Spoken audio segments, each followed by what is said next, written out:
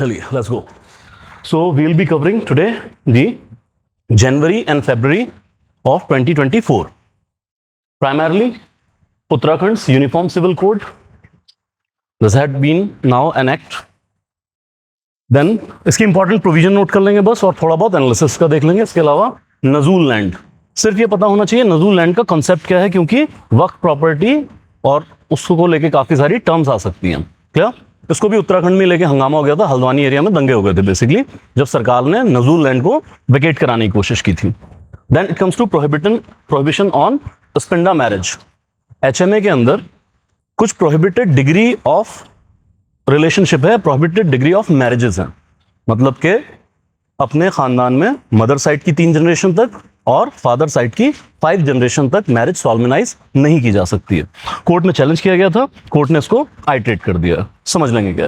And then Supreme Court nullifies remission in Bilkis Bano case. Bilkis Bano case पता है आपको क्या है? एनीवन? नहीं, ट्रिपल तलाक नहीं है, वो शायरा बानो केस था. गुजरात दंगों के दौरान 2002 में बिल्किस बानो के साथ गैंगरेप एग्जीक्यूट किया गया था और इनके फैमिली मेंबर्स को मार दिया गया था. 2008 में 11 लोग कन्विक्ट हुए थे लाइफ सेंटेंस के लिए. उसके बाद गुजरात गवर्नमेंट ने इनको रिमिशन पे छोड़ दिया था 2022 में. तो अल्टीमेटली जब इनकी रिलीज ऑर्डर साइन हुए तब काफी हंगामा हुआ था. फिर शायद आपको पता हो politics and all that thing, कि कुछ पॉलिटिकल पार्टी के लोगों ने बाकायदा फूल मालाएं पहना के इनका स्वागत किया एंड ऑल दैट थिंग. बाद में सुप्रीम कोर्ट में इनकी रिलीज को चैलेंज किया गया और सुप्रीम कोर्ट ने इनकी रिमिशन को नलिफाई कर दिया था. लेकिन उसके पीछे टेक्निकल ग्राउंड थे.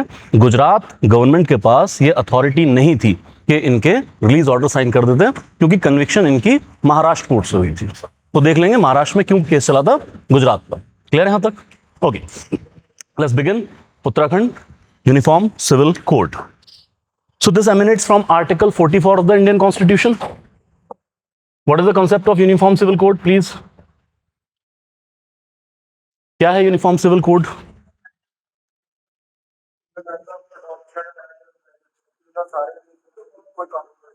Okay. ठीक है. So simply put, criminal laws हमारे यहाँ सभी धर्मों पे एक ही लॉज लगते हैं. अब कत्ल चाहे मोहम्मद करे चाहे राम करे, वही भारतीय न्याय संहिता है, उसी के तहत ट्राई किया जाएगा.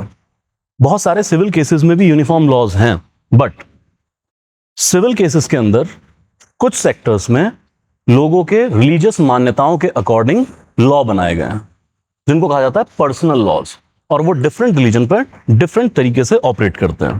क्या है पिलर्स यूनिफॉर्म सिविल कोड के, अगर हम इसको एज ए कॉन्सेप्ट देखना चाहें तो it is about marriage, then divorce, then maintenance, then adoption, and then inheritance. 5 pillars लिख लीजिए. 5 pillars of single law for every individual irrespective of religion. Yes. Please write pillars of Uniform Civil Code. Marriage,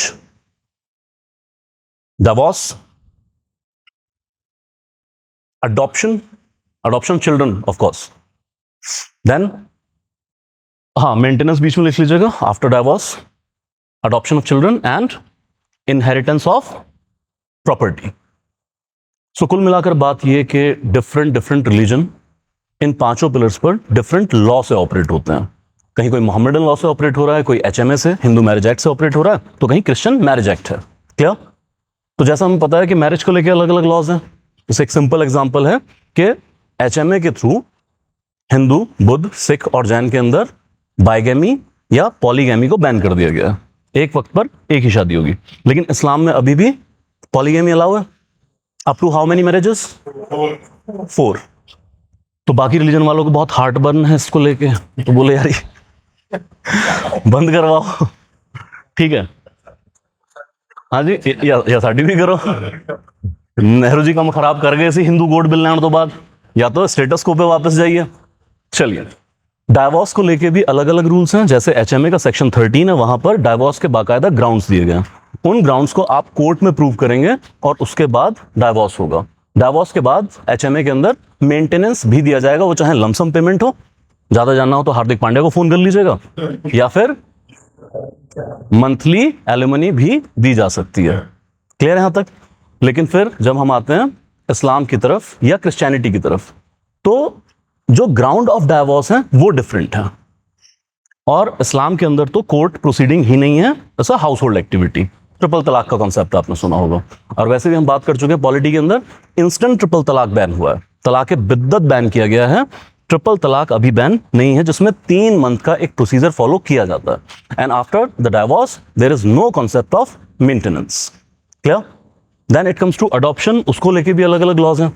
जैसे Parsis के लिए तो कोई law ही नहीं है हमारे पास, वो गार्जियनशिप एक्ट के अंदर जाके बच्चों के गार्जियन बनते हैं, अडॉप्ट नहीं कर सकते। इस्लाम के अंदर फीमेल अपनी पर्सनल कैपेसिटी में कोई बच्चा अडॉप्ट नहीं कर सकती हैं, उनको अपने घर के किसी मेल मेंबर के ही बिहाफ पे बच्चा अडॉप्ट करना पड़ेगा। तो इस प्रोसीजर को सिंप्लीफाइड करेंगे। और फिर इनहेरिटेंस ऑफ प्रॉपर्टी की गेम क्या है? डिफरेंट रिलीजन में जो प्रॉपर्टी इनहेरिट होती है उसके रूल्स अलग अलग हैं। जैसे आप 2005 से पहले जाएं तो जो हिंदू सक्सेशन एक्ट है इसमें फीमेल्स को प्रॉपर्टी राइट नहीं थे। 2005 के बाद Indian succession act Hindu succession act में चेंज किया गया, सीपीसी में चेंज किया गया। नाउ फीमेल आर इक्वल कोपार्शनरी, बराबर की प्रॉपर्टी राइट उनको मिलेंगे एंसेस्ट्रल प्रॉपर्टी के अंदर। But when we come to different religion, property different तरीके से बढ़ती है। If I talk about Islam, तो इस्लाम में शेयर फिक्स है, बराबर नहीं मिलती है प्रॉपर्टी। जैसे 1/16 मिल जाएगी, 1/12 मिल जाएगी। तो फिर इन सब के लिए हमें क्या चाहिए? एक जैसे लॉस चाहिए। Basic idea clear? So finally Uttarakhand became the first state after independence जहां पर यूनिफॉर्म सिविल कोड लागू किया गया है। अच्छा, आफ्टर इंडिपेंडेंस की मैं इसलिए बात कर रहा हूं क्योंकि गोवा, लेकिन वो तो 1894 के अराउंड का पुर्तगीज कोड है जो चल रहा है। तो अगर आप आफ्टर इंडिपेंडेंस देखें तो उत्तराखंड पहली स्टेट है जहां पर यूनिफॉर्म सिविल कोड लागू किया गया है। क्लियर है यहां तक? वो क्रेडेंशियल नोट कर लेंगे। Please start noting down main चीजें क्या हैं। First thing, uniform marriage age irrespective of the religion. सभी रिलीजन के लिए अब marriage age for men it is 21 year and female it is 18 years. तो सबके लिए मैरिज एज सेम, मतलब एक स्टैंडर्ड पे कर दी गई है। इससे पहले क्या था, या जहां ये कोड लागू नहीं है वहां पर क्या है जी? ऐसा तो नहीं है। हाँ जी,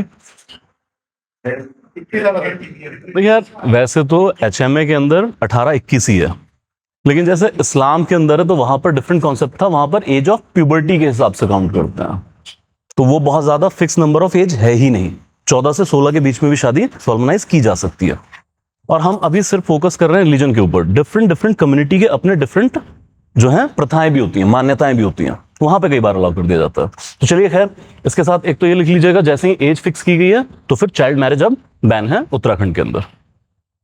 तो सभी के लिए जब आपने एज फिक्स कर दिया तो फिर अब चाइल्ड मैरिज डिसअलाउ है।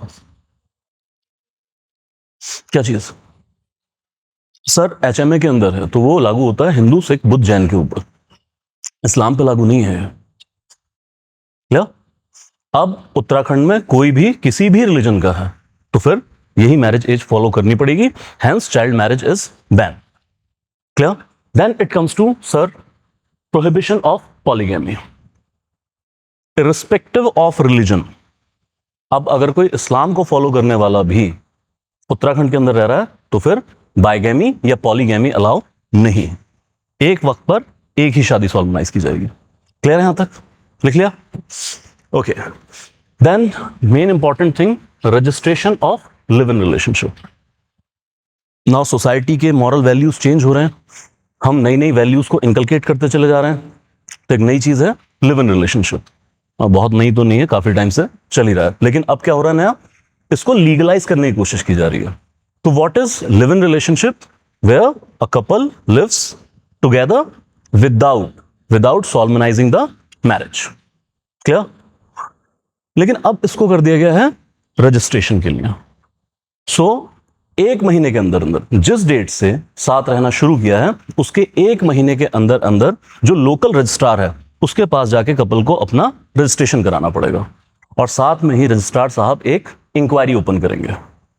तो इंक्वायरी इस बात की कि भाई पहली बात तो क्या मैरिज एज है दोनों की, मतलब ऐसा तो नहीं है कि 18 साल या 21 साल से नीचे के लोग हैं।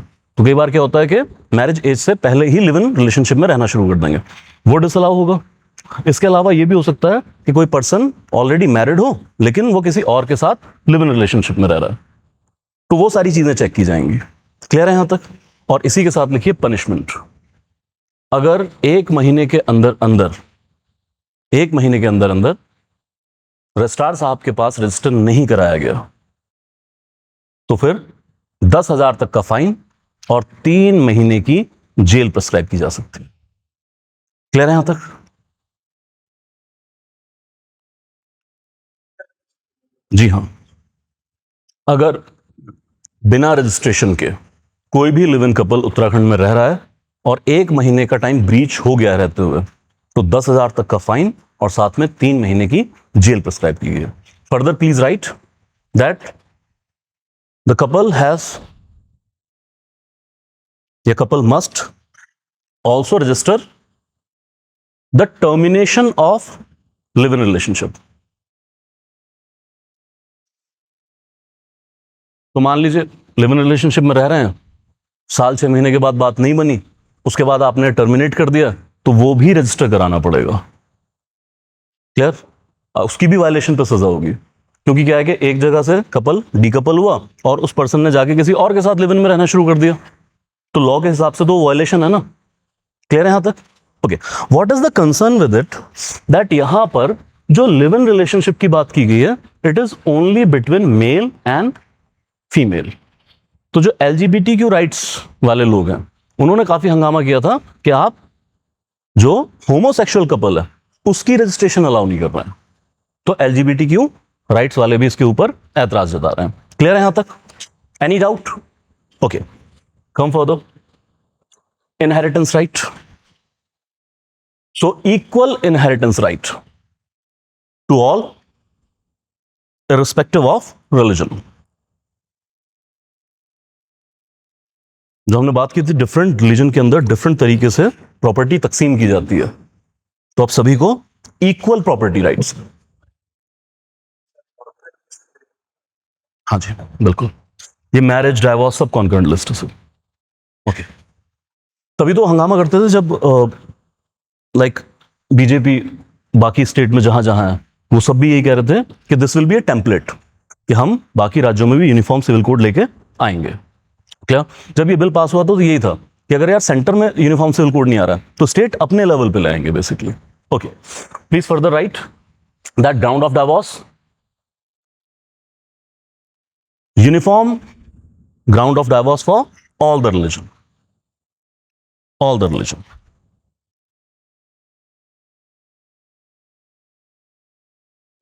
all the religion for the maintenance right to all the women.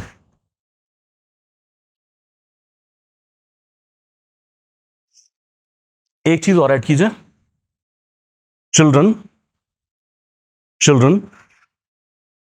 born out of wedlock, children born out of wedlock। यार बिना मैरिज के अगर बच्चा होता है तो समझ लीजिए इस चीज को, अगर बिना मैरिज सॉल्मनाइज किए कोई बच्चा पैदा होता था तो उसको लॉस के अंदर इललिजिटिमेट चाइल्ड कह के डेजिग्नेट किया जाता था। तो पहली बात तो ये टर्म ही अपने आप में बहुत गलत है ना, दैट उस बच्चे का क्या कसूर है जिसको आप इललिजिटिमेट चाइल्ड कह रहे हैं। फर्दर इसके बहुत लिमिटेड राइट्स होते थे, जैसे हद ये हो जाएगा कि माँ बाप की प्रॉपर्टी में इसको शेयर मिल जाएगा, लेकिन जो एंसेस्ट्रल प्रॉपर्टी है उसमें शेयर नहीं मिलेगा। एनडी तिवारी केस पता है आपको, उत्तराखंड के सीएम रहे थे, पता है किसी को? चलिए खैर, उनके साथ हुआ था ये कि इलेजिटिमेट चाइल्ड था, उसने बाद में कोर्ट में प्रूव किया था, ये वो डीएनए टेस्ट वगैरह की डिमांड कर ली थी, बाद में उन्होंने एक्सेप्ट कर लिया था, लेकिन तब ये बड़ा हाईलाइट हुआ था कि चाहे इसने अपनी लेजिटिमेसी प्रूव कर दी है लेकिन प्रॉपर्टी राइट नहीं होगी उसको। क्लियर है यहां तक? तो आई रिपीट, अगर कोई भी बच्चा बिना शादी के पैदा होता है तो पहला उसके लिए टर्मिनोलॉजी यूज कर रहे हैं illegitimate child under the laws, और उसके बहुत मिनिमम राइट्स हैं।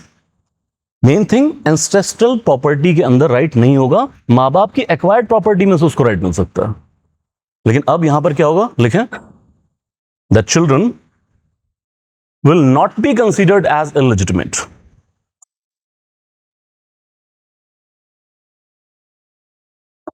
Will not be considered as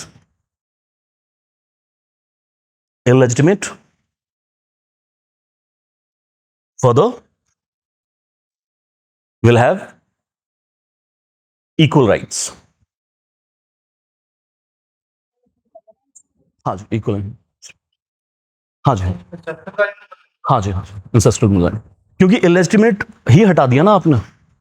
क्यों उसको राइट नहीं मिल रहे थे? क्योंकि इलेजिटिमेट कंसीडर किया जा रहा था, अब वो हटा ही दिया है तो इक्वल राइट्स मिलेंगे उसको। क्लियर है यहां तक? ओके। क्योंकि लॉज इस तरह से हैं भाई, क्या कर सकते हैं? क्या लेडीज फर्स्ट? क्या अच्छा यार, समझिए हमारे यहां पर बहुत सारे लॉज अभी जेंडर न्यूट्रल नहीं हैं। क्लियर? तो जिस तरह की सोसाइटी रही है उस तरह से लॉज बनाए गए। जैसे जैसे सोसाइटी में एवोल्यूशन आएगा वैसे वैसे शायद जेंडर न्यूट्रल लॉज हो जाएंगे। हाँ, गलत गलत। तो डॉरी में भी ज्यादातर मेल के खिलाफ है। हम इससे पहले बात कर चुके हैं रेप लॉज, वो भी तो जेंडर न्यूट्रल नहीं है। तो डिमांड है, देखिए कब जाके पूरी होती है। नेक्स्ट इंपॉर्टेंट पॉइंट लिखिए।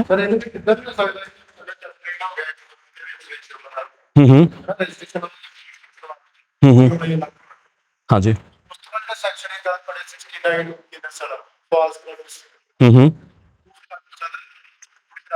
इट मे बी कि अगर लिव इन रिलेशनशिप में शादी का प्रॉमिस किया गया था, लेकिन लिव इन रिलेशनशिप को समझिए आप, लिव इन रिलेशनशिप में यही तो बात है कि मैरिज का प्रॉमिस है नहीं, वो फिर प्रूव करना पड़ेगा। लेकिन यहां पर यही तो फिर बात रखी जाएगी मेल की तरफ से, अगर आप 69 को इन्वोक करने की कोशिश कर रहे हैं कि सर मैंने लिव इन रजिस्टर कराया ना, तो लिव इन है ही किस लिए? लिव इन है ही कि मैरिज नहीं करना चाहते हैं, तो यहां तो मेल प्ली ले लेगा उस चीज की। बस फिर जाएगा जेल सर। अब आप समझ रहे हैं ना कि रियल प्रैक्टिकल क्या होगा। ठीक है, फिर जाएगा जेल। क्लियर? क्या देखो इस तरह के लॉस, आइडियाज दे दो सारे यार। Don't worry, you are not living in Uttarakhand. Punjab समझ के तो नहीं पढ़ रहे, पंजाब से लागू नहीं हुआ है, उत्तराखंड से जी। ठीक है, नहीं मान साहब नहीं कहते बीजेपी दी आइडियोलॉजी। हाँ, मान साहब चले जाओ उधर, फिर अब गल पहले बीजेपी कन्वर्ट कराओ उन्होंने। चलिए यहां तक क्लियर है? Please write further. देखिए सबसे कंटेशियस जो चीज है apart from religion uniform civil code के लिए, जैसे आप देखें कि 2024 के लोकसभा इलेक्शन से पहले काफी हंगामा था कि बीजेपी यूनिफॉर्म सिविल कोड लाने वाली है, और गवर्नमेंट सर्कल में काफी डिस्कशंस भी हुए थे उसको लेकर, लेकिन अल्टीमेटली इंप्लीमेंट नहीं किया गया। तो एक बड़ा इशू है जिसको हम अक्सर इग्नोर करते हैं, that is tribal rights.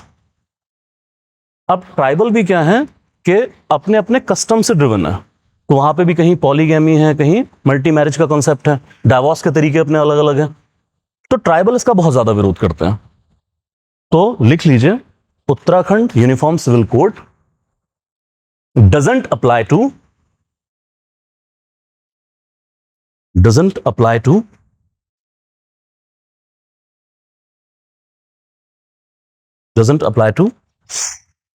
Tribal communities. अब उत्तराखंड में भी काफी ट्राइबल कम्युनिटी है।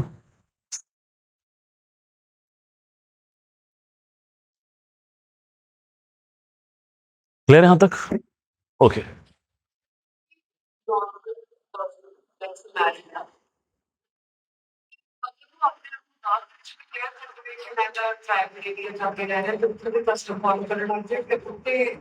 नहीं नहीं नहीं, ट्राइबल एरिया में रहने वाली बात नहीं है। ट्राइबल एरिया में तो बहुत सारे नॉन ट्राइबल रह रहे हैं, उसको अपनी ट्राइबल आइडेंटिटी प्रूव करनी पड़ेगी।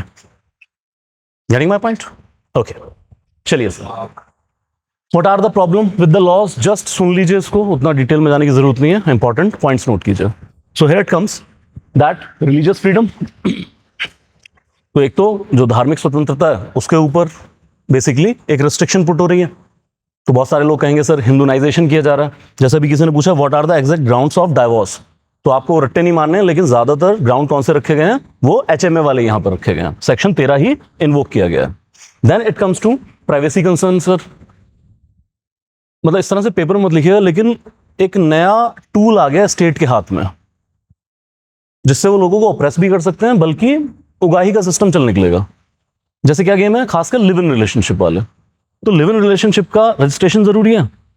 अब पुलिस अलग अलग जगह पे जाके रेड कर रही होगी, कहीं से भी इनपुट आ जाएगा जी लड़का लड़की साथ रह रहे हैं, तो वहां जाके हरास करना, may be tool for extortion, कि भाई आपने नहीं कराया, हम तो केस दर्ज कर रहे हैं, 10,000 फाइन होगा, 3 महीने की जेल होगी, तो 5,000 हम ही दे दो, बात यही निपटा देते हैं.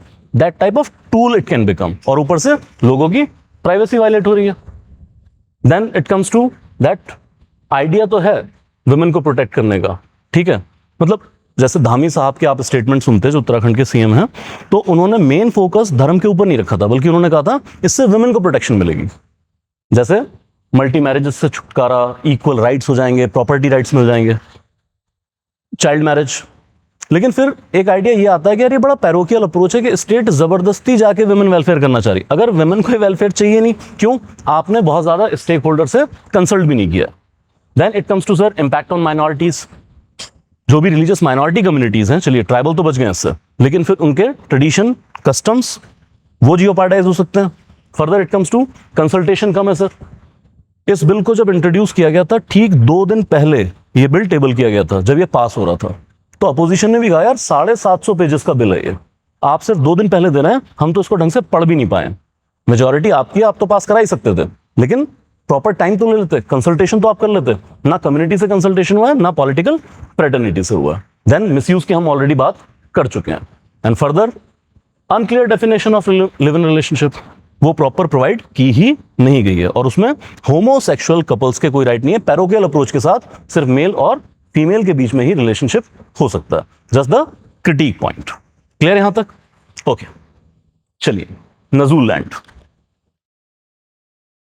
देखिए कॉन्सेप्ट क्या है नजूल लैंड का, सिर्फ ये पता होना चाहिए टर्म क्या है, ठीक है. कहीं वक्फ के साथ कुछ ना कुछ हो, ऐसा डाल ना दें. ये वक्फ प्रॉपर्टी नहीं है. तो असल में ये हुआ कि आजादी के बाद बहुत सारी प्रॉपर्टी ऐसी थी जिसकी ओनरशिप क्लियर ही नहीं है.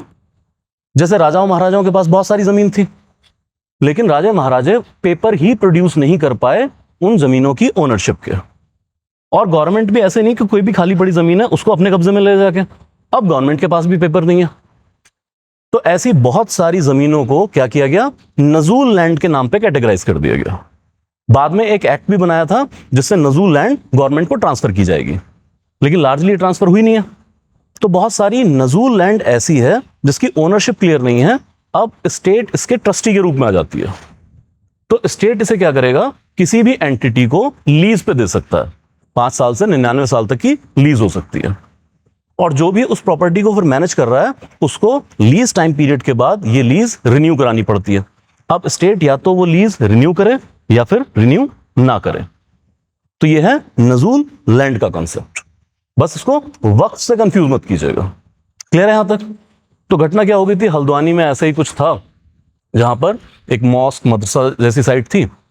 अब उसके ऊपर भी कोई कह रहा था वक्फ की प्रॉपर्टी है, सरकार कह रही थी नजूल लैंड है, और सरकार ने उसको एक्वायर करने की कोशिश की थी. उसकी वजह से दंगे हो गए थे. Irrespective of everything, please do right that. Just one second, ये लिख लीजिए, इमरजेंस ऑफ नजूल land during British rule. Lands of several kings, land of several kings were taken by the Britishers after independence. British vacated this land. After independence, British vacated this land, but kings were not having proper Kings were not having proper documentation to prove the ownership. Hence, these lands were marked as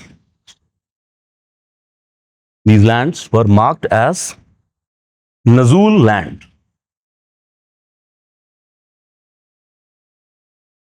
The state generally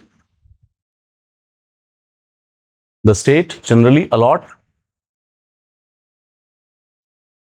such land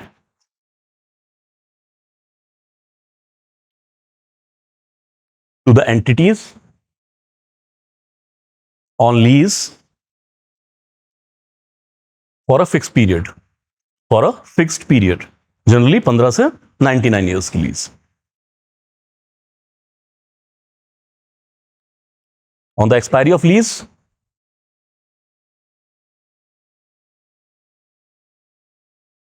it has to be renewed.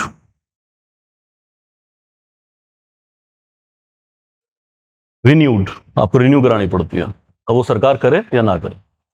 Please एक चीज और लिख लीजिए. नहीं, जब lease का time period and हो रहा होता है उससे पहले ही करानी होती है, reasonable time. Please right. Generally, government uses Nazul land to build like social type of infrastructure like schools, hospitals. Government generally uses Nazul land to build hospitals, schools, Gram Panchayat building, etc.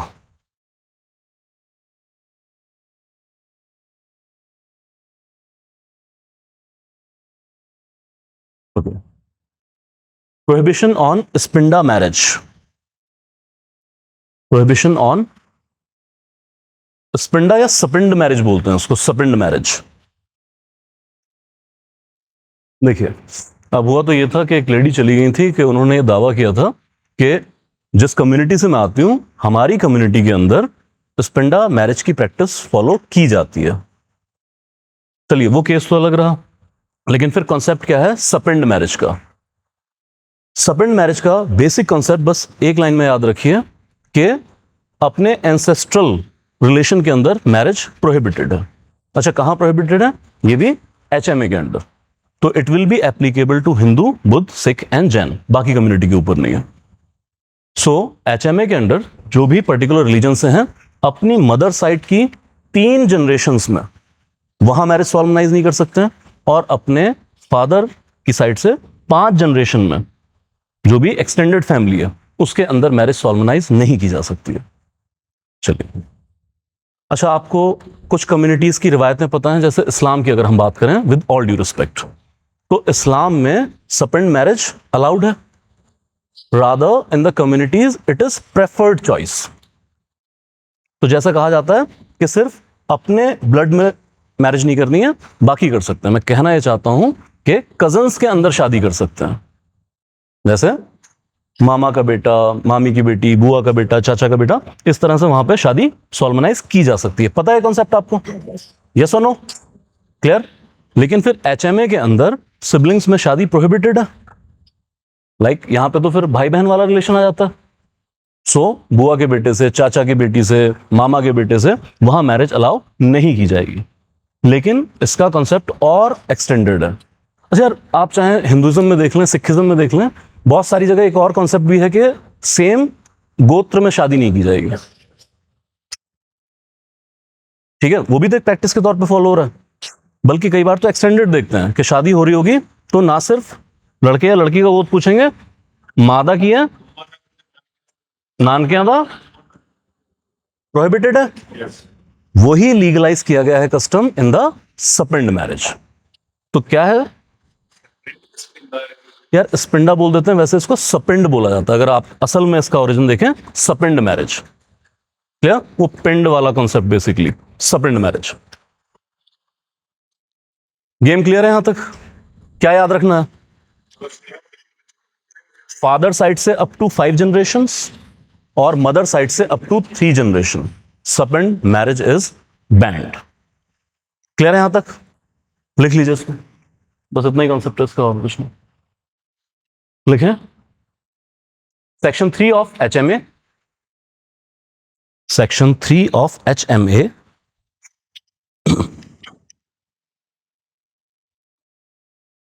provides that two persons are said to be subpendas of each other if one is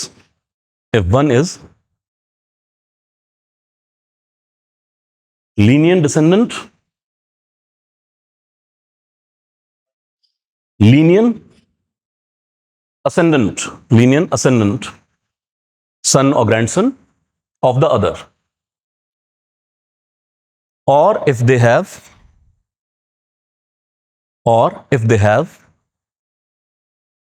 a common lineal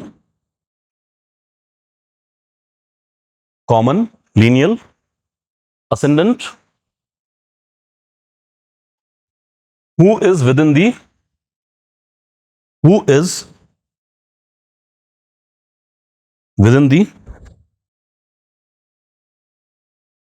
limits of subpend relationship।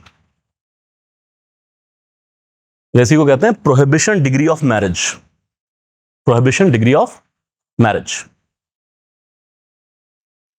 Further लिख लीजिए, Linnean ascendant from mother side, it is forbidden within 3 generations, and father side it extends to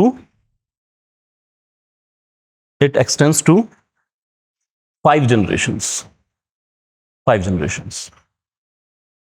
clear? And please write that sapinda marriage is prohibited। नीचे लिखें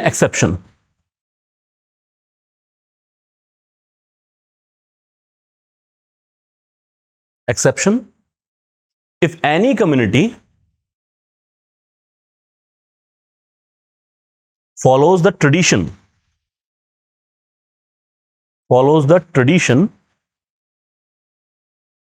of subpend marriage, then it will be allowed। Follows the tradition of subpend marriage, there it will be allowed। अब यार ये सब भी ना grey area है। Okay sir, please repeat meaning of sapinda marriage. Simple है, sapinda marriage prohibited degree of marriage है। Mother side की 3 जनरेशन तक मैरिज सॉल्मनाइज नहीं हो सकती है, फादर साइड 5 जनरेशन तक मैरिज सॉल्मनाइज नहीं हो सकती है। क्लियर यहां तक? लेकिन ग्रे एरिया बहुत सारा है। अब हिंदू कम्युनिटी के अंदर ही बहुत सारे कम्युनिटीज ऐसी हैं जो सबपेंड मैरिज फॉलो कर सकते हैं। तो फिर वो नोट करना होता है कोर्ट को या रजिस्ट्रार को कि वाकई इस कम्युनिटी में ट्रेडिशन के बेस पे लोग फॉलो कर रहे हैं या नहीं कर रहे हैं, तब अलाउ कर दिया जाएगा। जैसे अभी यहां पर किसी ने लिखा Marathi people marry their maternal cousins, I don't know, then Kannada people even marry their sisters daughter, maybe it's true. तो चाहे वो हिंदुइज्म से बिलोंग कर रहे हैं जी, ट्रू है, ओके ठीक है, और प्रेफर्ड चॉइस होती है बेसिकली वो। तो ठीक है, सोसाइटी डिफरेंट कम्युनिटीज अपने अपने कस्टम्स हैं। मैरिज सॉल्मनाइज नहीं होती है, रजिस्टर नहीं होगी, नहीं punishable offence.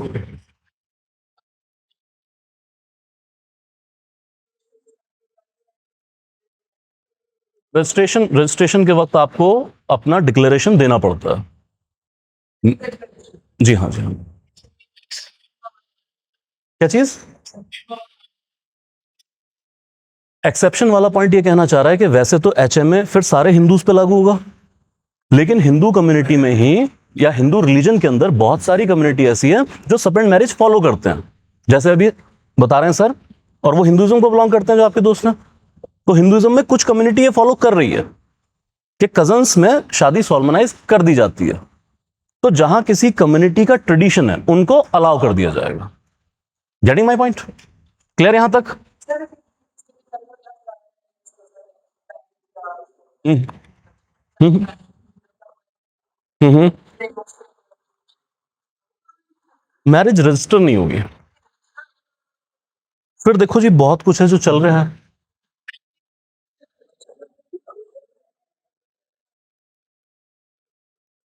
Plane and simple चीज है। मैं हर बार यही कहता हूं कि लॉ का होना एक बात है, लॉ का इंप्लीमेंट होना दूसरी बात है।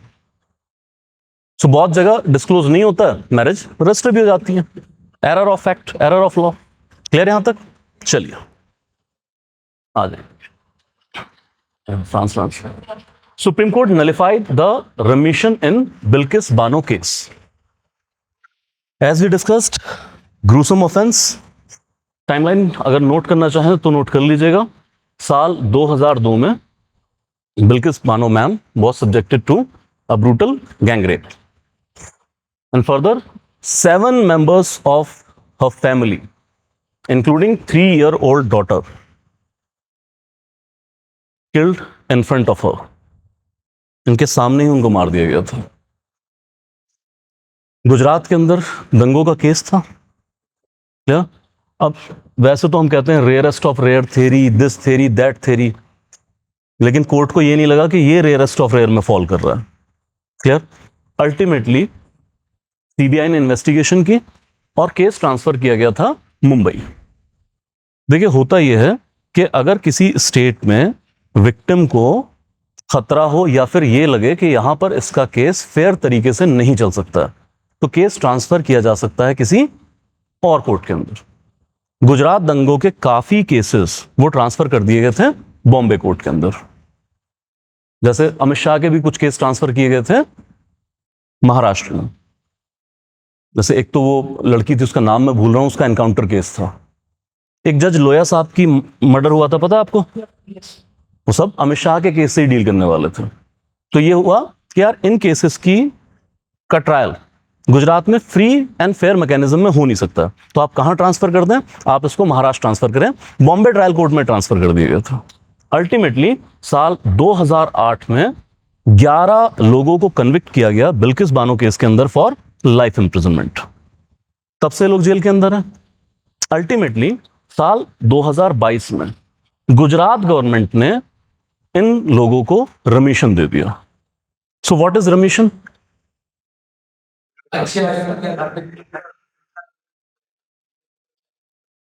हाँ, बिहेवियर तो अच्छा ही है इनका। ओके, किसके पास है ये पावर? ओके, गवर्नर के पास। ठीक है, आज इसी में एक चीज और ऐड करेंगे कि ये पावर गवर्नमेंट के पास भी है अंडर सीआरपीसी। सो ये पावर गवर्नमेंट के पास भी है under CrPC.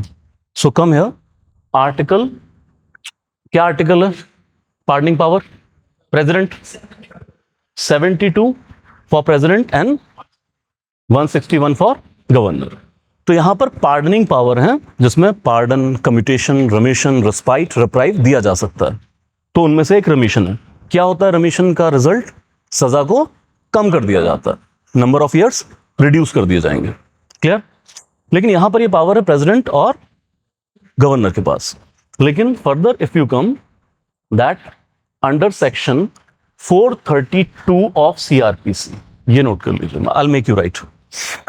Under section 432 of CRPC, appropriate government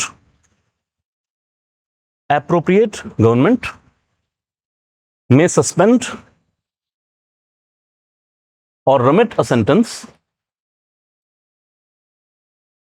in whole or in part with or without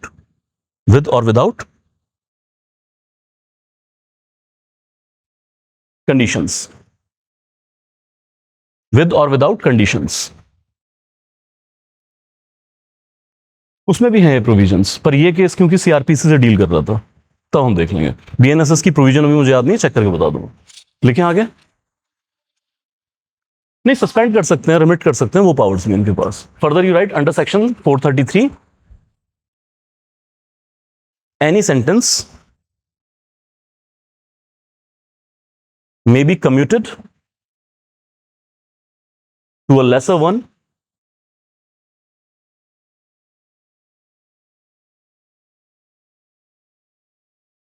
bye the appropriate government.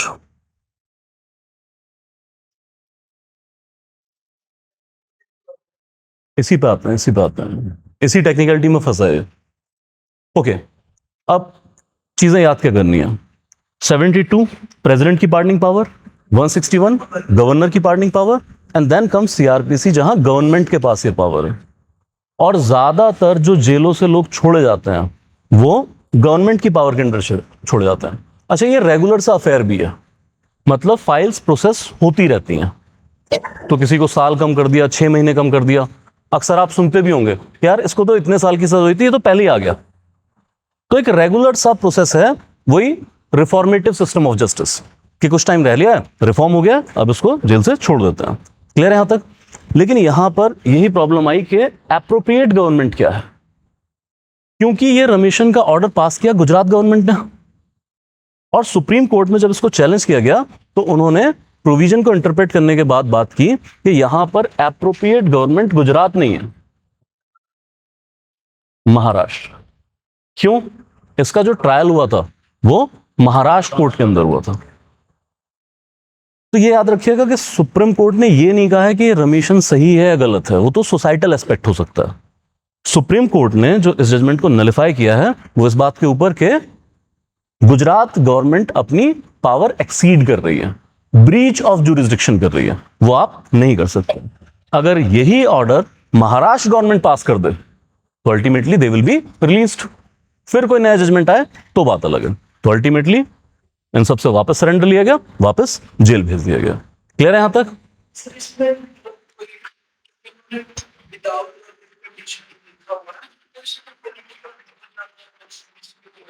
जी हाँ, हो सकता है सर, बिल्कुल हो सकता है। देखो एक चीज समझिएगा, इस चीज को बिल्कुल ठीक है आपकी बात कि मिसयूज हो सकता है, होता भी है कई जगहों पर, ठीक है। लेकिन प्रॉब्लम यही है कि यार स्टेट को तो आप पावर दोगे ना। अच्छा, हम भी जब क्लास के अंदर पढ़ रहे होते हैं तो हमारा भी थोड़ा क्या होता है ना, एंटी स्टेट सा हो जाता है। खासकर ऐसा केस आ गया तो बैकएंड में क्या हो गया, एंटी स्टेट हो गया। क्लियर? लेकिन सर स्टेट को पावर तो आप दोगे ही दोगे, स्टेट है ही पावर के लिए सर। अगर आप इस तरह की पावर्स नहीं देंगे वो रूल कैसे करेंगे? तो अल्टीमेटली डेमोक्रेसी में ही तो सिस्टम है, स्टेट को प्लीज आप एंटी होके ना चलें, दे आर पीपल्स रिप्रेजेंटेटिव, चुने हुए हैं ना। तो अब तो ये लोगों के ऊपर है कि आप ढंग के लोग चुनिए साहब, ताकि इस तरह का पावर मिसयूज ना किया जा सके। Please remind, we can not stop creating power just because of the fear of misuse of power. फिर तो स्टेट फिर किस काम का अगर उसके पास पावर से नहीं है तो। एग्जैक्टली सर, कोई भी चीज मिसयूज हो सकती है। हद यह होना चाहिए कि चेक्स एंड बैलेंसेस होने चाहिए, तो चेक्स एंड बैलेंसेस हैं। अगर कहीं पे मिसयूज हुआ तो सुप्रीम कोर्ट बैठा है सर, वो इंटरप्रेट कर लेगा। हाई कोर्ट्स बैठे हैं, वो इंटरप्रेट कर लेंगे। Then ultimate is the people's power. Like छोड़िए सब कोर्ट वगैरह, एक डेमोक्रेटिक सोसाइटी में जो विश्वगुरु बनने जा रही है वहां पे ऐसा कैसे हो सकता है कि इतने ग्रूसम क्राइम के लिए लोगों को आप परमिशन दे रहे हैं? वो होना ही नहीं चाहिए। बल्कि एग्जाम्पल सेट्स होने चाहिए कि यार इस तरह का क्राइम करके किसी तरह की भी राहत नहीं मिलेगी। क्लियर यहां तक? ओके, चलिए ये कुछ लिख लीजिए यार, रमेशन को लेके ना काफी लिटरेचर लिखा गया है पीछे, वो crowding of jail and all that thing. Yes, under which section? Just it's not section, it's article. Under Article 72, President is having power. Article 161, Governor is having power.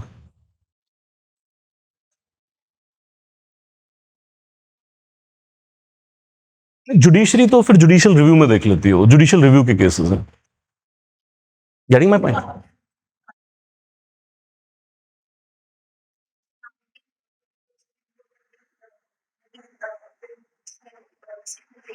हाँ जी, हाँ जी,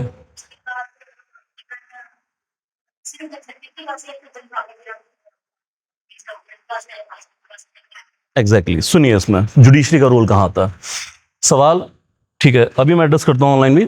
सवाल ये है आपका कि क्या एग्जीक्यूटिव के पास पावर है रिमिशन देने की या कोर्ट्स के पास भी है ना?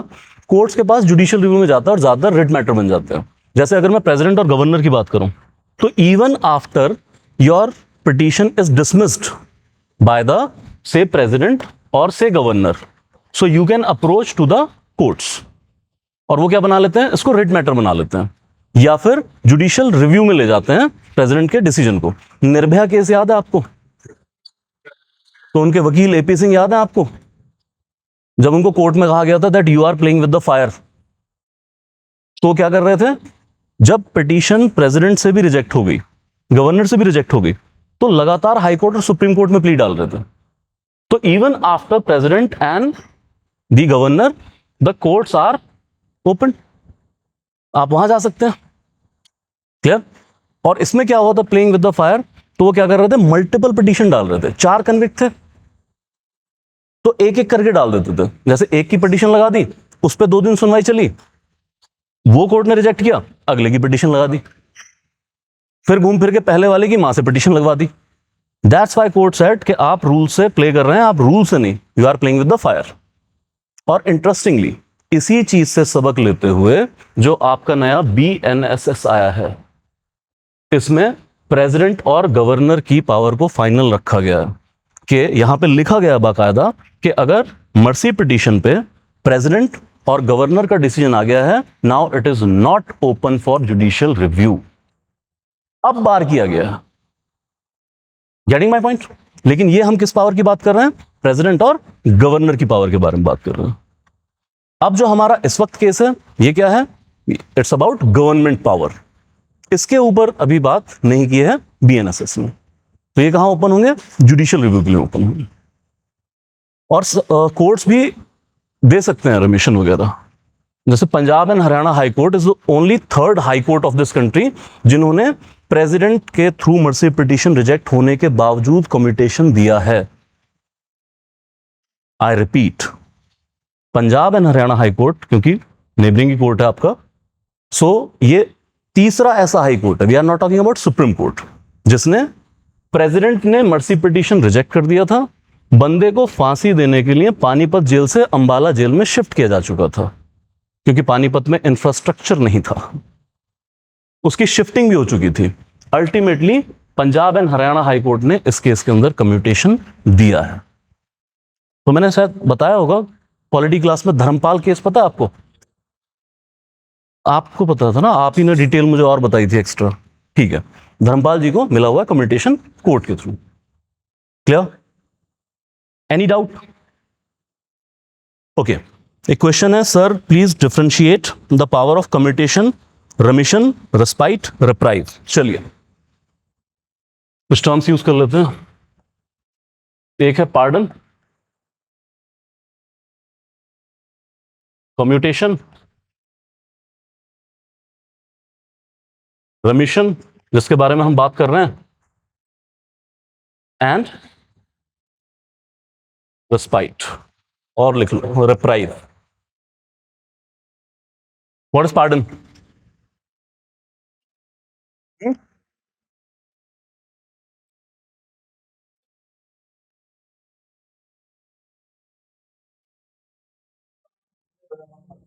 Complete absolve of any kind of punishment or even disqualifications.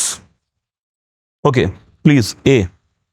Pardon is complete absolve of any kind of punishment and disqualification. तो मान लीजिए किसी पर्सन को सजा हुई उम्र कैद की, उसको पार्डन मिल गया, जेल से बाहर आएगा, आम जिंदगी गुजारेगा। जैसे RP एक्ट के अंदर ये प्रोविजन है कि किसी भी पर्सन को 2 साल या उससे ज्यादा की सजा हो जाए तो वो सजा के टेन्योर के दौरान और अगले 6 साल तक इलेक्शन नहीं लड़ सकता। लेकिन अगर किसी को पार्डन मिल गया तो उसकी ये डिस्क्वालिफिकेशन भी खत्म। तो दोनों चीजें हैं, याद रखिएगा, सजा भी पूरी माफ और उसके थ्रू कोई भी डिस्क्वालिफिकेशन है वो भी खत्म। जैसे कन्विक्टेड पर्सन गवर्नमेंट जॉब में अपीयर नहीं हो सकता है, कन्विक्टेड की बात कर रहा हूं मैं, वैसे तो लोग जेलों से भी IPS बने हैं। सो अगर इस तरह का कोई डिस्क्वालिफिकेशन है, पार्डन मिल गया, तो फिर UPSC का एग्जाम भी आप दे सकते हैं। क्लियर यहां तक? Okay, second is commutation. What is commutation? Nature, it is providing another type of punishment, nature he change कर देना। और इंडिया में ज्यादा क्या फॉलो होता है, इंडिया में फॉलो होता है death penalty reduce to life imprisonment. Okay, what is remission and respite?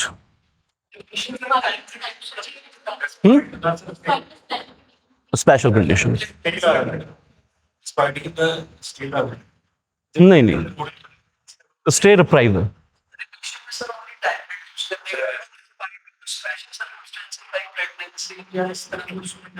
ठीक है, दोनों का रिजल्ट एक है, समझ लीजिए. रेमिशन रिस्पाइट दोनों में ही लेसर सेंटेंस इज प्रोवाइडेड, सजा के साल कम कर दिए जाएंगे. तो दोनों का फर्क क्या है?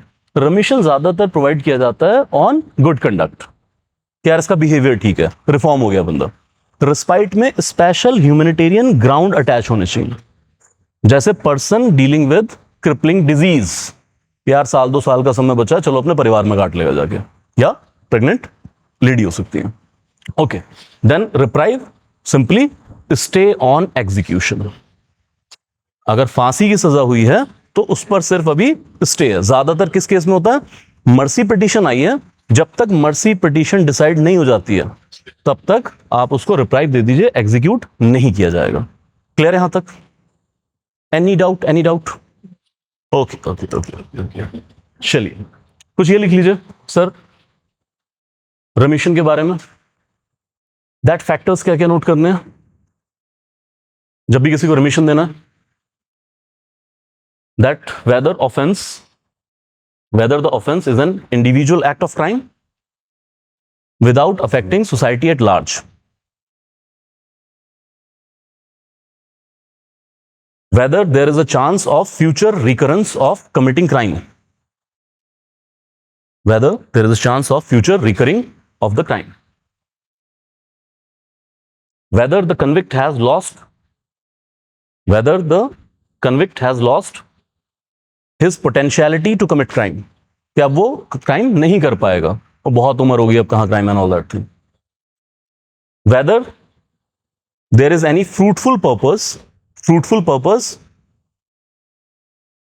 of confining the convict, क्या उसको जेल में रखने का कोई फ्रूटफुल पर्पस है. And finally socio economic condition of the convict's family, socio economic condition of the convict's family.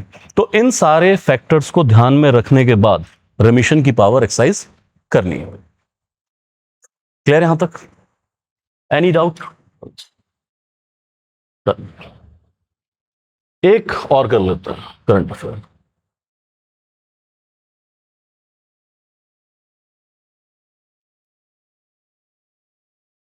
Okay, we are coming to December.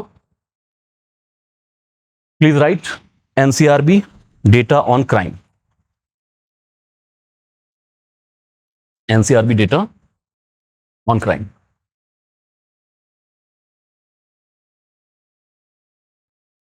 Okay, what is NCRB? Anyone? National Crime Records Bureau 1986 में establish किया गया था. और NCRB क्या करता है? देश भर में क्राइम का डेटा कलेक्ट करता है और उसको पब्लिश करने का काम करता है. लार्जली इसका काम है. इसके अलावा R&D से भी जुड़े हुए हैं. ठीक है, 2 इंपॉर्टेंट अथॉरिटीज हमारे पास, एक NCRB है, एक इसी की सिस्टर कंसर्न भी है, that is BPR&D, bureau of police research and development. तो वो भी बहुत लीगल और पुलिसिंग के बारे में रिसर्च एंड डेवलपमेंट करते रहते हैं. जैसे अभी ये 3 नए कानून आए थे, अब इन 3 नए कानूनों में पुलिसमैन को ट्रेन भी तो करना है, पर्चे तो उन्होंने दर्ज करने हैं. तो उनके ट्रेनिंग मॉड्यूल जो डिजाइन किए गए थे वो किसने किए थे? BPR&D ने किए थे. इस तरह के ऑपरेशन ये करते रहते हैं. NCRB का हमसे रिलेशन सबसे इंपॉर्टेंट है इनका क्राइम का स्टैटिस्टिक्स. क्या? लेकिन ये भी चीज समझ लीजिए कि ये जो क्राइम की रिपोर्टिंग करते हैं, अब क्राइम जो रजिस्टर किए जा रहे हैं उसकी रिपोर्टिंग करेंगे. अच्छा, क्राइम ये सेंट्रल एजेंसी है, सेंटर में तो कोई इस तरह की रिपोर्टिंग हो नहीं रही है, तो क्या करते हैं? थानों से डेटा कलेक्ट करते हैं. तो सेंटर स्टेट रिलेशन जो है वो बीच में आती हैं चीजें. बट चलिए, प्रोसीजर एस्टेब्लिश्ड है, तो सारे थाना अपना डेटा डिस्ट्रिक्ट लेवल पे, स्टेट लेवल पे और फिर सेंटर को भेजा जाएगा. क्लियर यहां तक? लेकिन एक प्रॉब्लम NCRB डेटा की ये है कि ये सिर्फ रजिस्टर्ड क्राइम को ही नोट करते हैं. और हमें पता है कि देश में बहुत सारा क्राइम वो अनरजिस्टर्ड रह जाएगा। तो ऐसा नहीं है कि आपको एक्यूरेट डेटा मिल रहा हो, लेकिन थोड़ा बहुत आपको समझ हो जाएगी कितना क्राइम किस एरिया में हो रहा है। क्लियर यहां तक? Okay, start writing. लिख लीजिए एक दो चीजें that ministry of home affair के अंडर है। NCRB acts as repository of information on crime and criminals, so that law enforcement agencies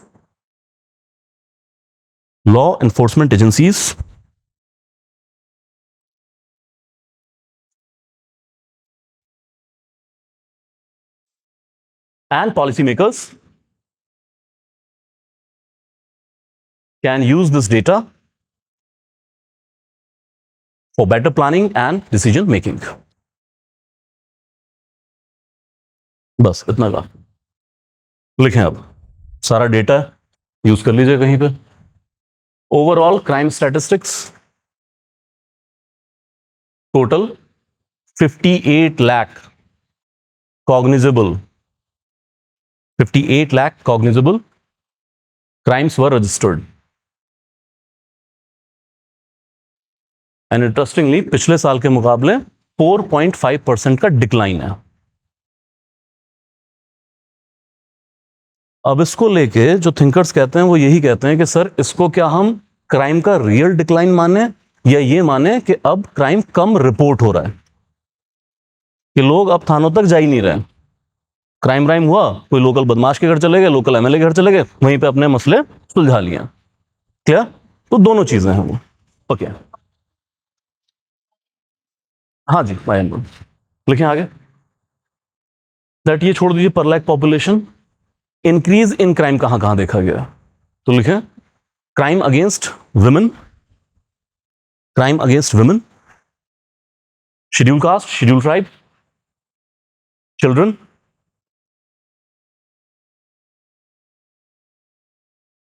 and offences against state. यहां इंक्रीज है basically. Please right crime against women 4% increase, 4% increase. ये सब minor detailing आपको notes में मिल जाएगी, पढ़ना हो पढ़ लीजिएगा, अदरवाइज उतना डिटेल में नहीं जाना। Okay, please right crime against children 8.7% increase. और सबसे ज्यादा क्राइम है किडनैपिंग और अबडक्शन के। Please right juvenile in conflict of law 2% decline. Then crime against senior citizen 9.3% increase.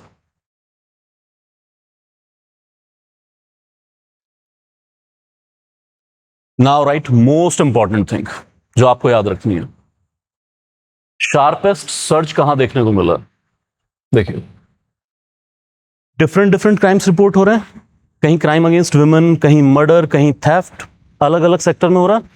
जो सबसे ज्यादा शार्प राइज आया है रजिस्ट्रेशन के अंदर वो है साइबर क्राइम के अंदर। 24% का इंक्रीज है साइबर क्राइम में। Please do right 24% increase, this is the highest increase. And please right इसकी डिटेलिंग लिख लीजिए। 64% cases of fraud, 5.5% cases of extortion, and 5.2 sexual exploitation.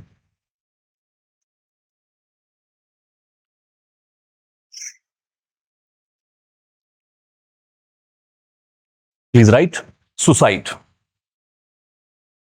Sir, India वो मुल्क है जहां पर 1,70,000 लोग सालाना सुसाइड कमिट करते हैं। This is huge number. Please right 1,70,000 suicides. ये ना अपने आप में क्वेश्चन बन सकता है मेंस वगैरह के अंदर, तो इसमें लिख लीजिए मेजर प्रॉब्लम ऑफ सुसाइड्स। देखिए, family problems, marriage related problems, bankruptcy, indebtedness, unemployment, professional issues and illness.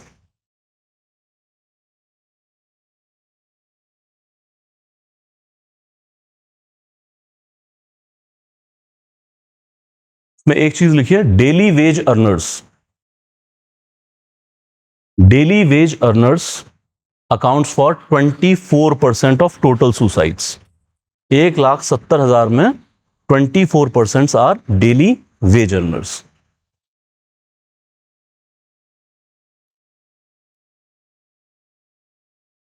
Now please write most important thing.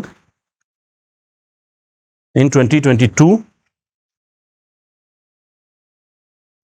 11,299 farmer suicide.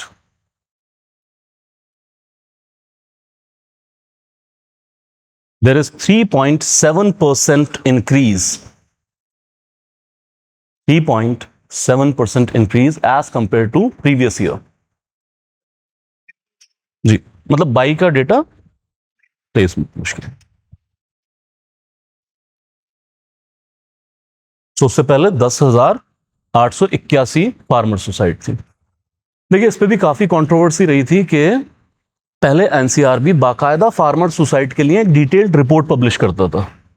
एक पूरा का पूरा चैप्टर डेडिकेट होता था फार्मर सुसाइड के ऊपर, जिसमें डिटेलिंग आती थी बाकायदा। लेकिन इस बार डिटेलिंग कट शॉर्ट कर दी गई, सिर्फ नंबर बताया गया।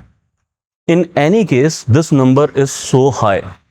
और अगर इस डेटा को आप प्रोसेस करें, जो बात कर रहा है 11,299, almost every hour in this country there is farmer suicide.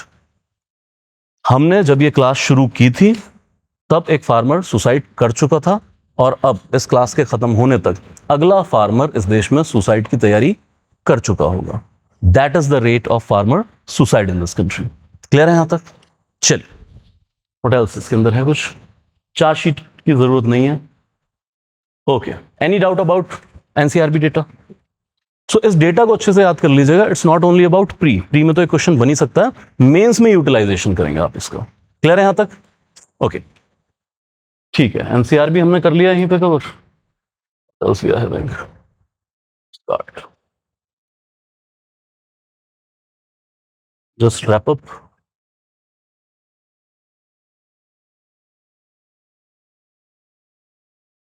Okay, Uttarakhand uniform civil code, marriage age क्या है? 18 ठीक है।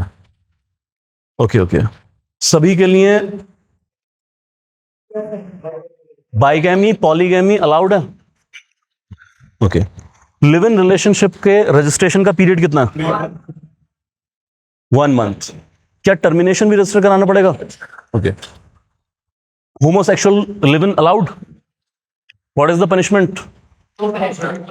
Live in relationship without informing the state, कितना? 10,000 फाइन और 3 मंथ जेल। ओके, और क्या क्या था इसके अंदर? ठीक, आ गया। Marriage age, registration, jail, ground of divorce, inheritance right, और साथ में एक्सेप्शन क्या है? Tribal exception. ठीक है। नजूल लैंड क्या है? Owned by home? ठीक है ठीक है ठीक है, तो ट्रस्टी के तौर पे डील करते हैं स्टेट, लीज पे दे देंगे इसको। क्लियर? स्टेट प्रॉपर्टी नहीं है ये। क्लियर यहां तक? Okay, then prohibition on sapinda marriage. Sapinda marriage कितनी जनरेशन तक प्रोहिबिटेड है? In one voice, mother side 3 generation, father side 5 generation. Then remission in Bilkis Bano case, article 72, 161। But ये रमीशन प्रेसिडेंट या गवर्नर के थ्रू नहीं है, सीआरपीसी के थ्रू गवर्नमेंट ने रमीशन दिया था इसके अंदर। क्लियर? और सुप्रीम कोर्ट ने नलिफाई क्यों किया इसको? एप्रोप्रिएट गवर्नमेंट यहां पर गुजरात नहीं है बल्कि महाराष्ट्र सरकार होनी चाहिए। Clear? That will be all. Thank you.